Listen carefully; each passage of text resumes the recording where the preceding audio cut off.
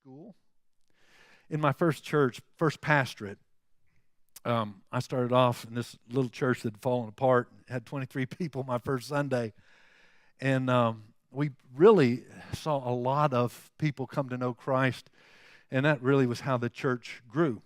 There was one guy, his name was Richard. He was a friend of mine. He became a friend of mine. But I presented the gospel to he and his wife. His wife prayed to receive Christ. Richard said, no, this is not what I want at this point in my life. About a year later, he kept coming to church. About a year later, he came down the aisle after one of the services with tears in his eyes. Man, he was broken. God had been working in his life, and he was ready to make that commitment to Jesus, to the Lord. Well, to make a long story short, we teamed up on Tuesday nights, and we started going out. He wanted to tell his friends about Christ.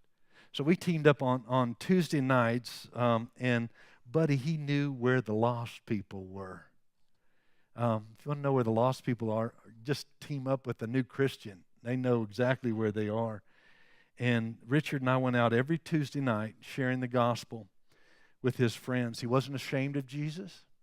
He wasn't ashamed to tell them what God had done in his life, and so he was willing to knock on doors. Well, in that year alone, just to make a long story short, this was exciting because of his influence, because of his realm of influence, we were able to get into a lot of homes. That year alone, 68 people were saved and baptized as a result of Richard's influence. He was a guy who put it off. But then, man, I tell you what, when he stepped across that line, he was in.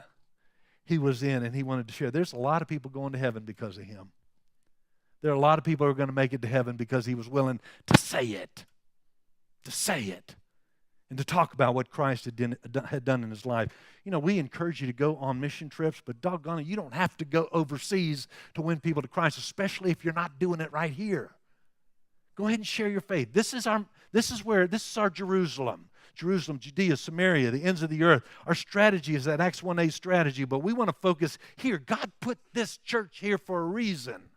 He put you where you are for a reason. You have influence for a reason. And there are people all around us who are swirling in confusion. They don't know. They don't know the answers, and there's nobody else to tell them. You may be the only person in their life who is able to tell them about Christ.